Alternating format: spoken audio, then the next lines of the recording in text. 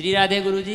जी आपके चरणों में मेरा कोटि कोटि प्रणाम। प्रसन्न रहिए। मेरे आपसे ये प्रश्न है कि जो हमारी माता जी थी, माता गौरी, उन्होंने पति पाने के लिए व्रत रखा था, तीज का व्रत, तो उनको पति मिल गया, तो उसके बाद भी व्रत क्यों रखा जाता है?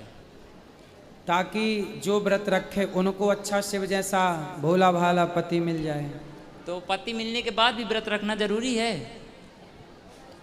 अब रखते हैं तो बुराई क्या है, श्रद्धा है, इसी बहाने व्रत रह लेते हैं, भगवान को उस दिन ज़्यादा याद कर लेते हैं जी।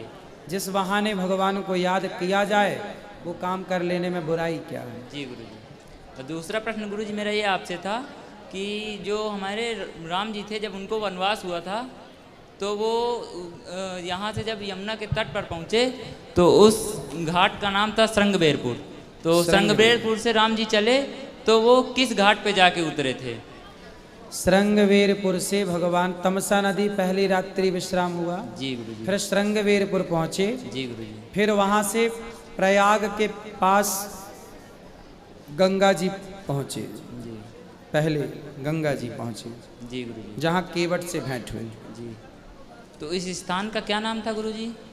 अब वो स्थान का नाम तो देखना पड़ेगा बेटा, गंगा का तट ही कहते हैं, गंगा के किनारे। जी गुरु जी। श्रृंगबेरपुर में ही है वो स्थान।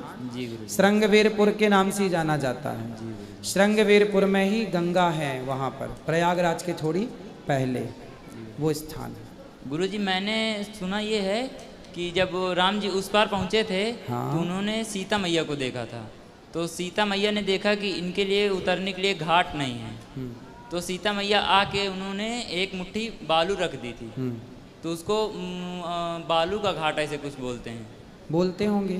मैंने आप वहीं के हैं क्या? नहीं गुरुजी, मैंने किसी से सुना है या पढ़ा है। सही है, सही सुना है तो सही होगा। जी गुरुजी। तीसरा प्रश्न गुरुजी मेरा आपसे ये था कि जब राम लक्ष्मण का वनवास हुआ, इन तीनों लोगों को, मैया सीता को, प्रभु राम और लक्ष्मण जी को, तो इनकी उम्र कुछ 18-20 साल रही होगी। किन की? राम जी की, राम जी या लक्ष्मण जी की? 16 वर्ष। 16 वर्ष। और जब ये 14 वर्ष का वनवास हुआ तो 16 और 14 हुए जाके 30 वर्ष। जब राम जी का वनवास हुआ उस समय राम जी की आयु थी 27 वर्ष। जी गुरु जी। तो 27 साल के राम जी और लक्ष्मण जी थे, तो गुरु जी उनकी दाढ़ी मूछें नहीं आई थी।